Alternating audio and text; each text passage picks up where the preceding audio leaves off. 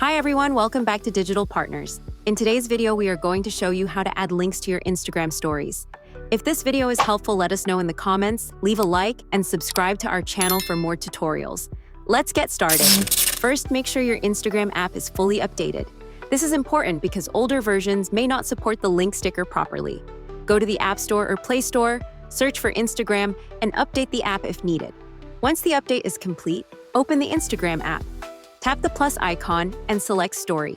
You can choose a photo, a video, or use the Create option. Next, tap the sticker icon at the top of the screen and select the link sticker. Paste the URL you want to share, then tap Done in the top right corner. You can move the link anywhere on the screen, resize it using 2 fingers, and customize its color or style to match your story. When everything looks good, tap the blue arrow at the bottom right, then tap Share to add it to your story. Viewers can simply tap the link and then select Visit Link to open it. And that's it. Now you know how to add links to your Instagram stories.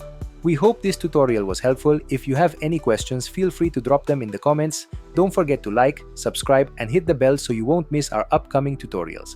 Thanks for watching Digital Partners, and I'll see you in the next video. Bye.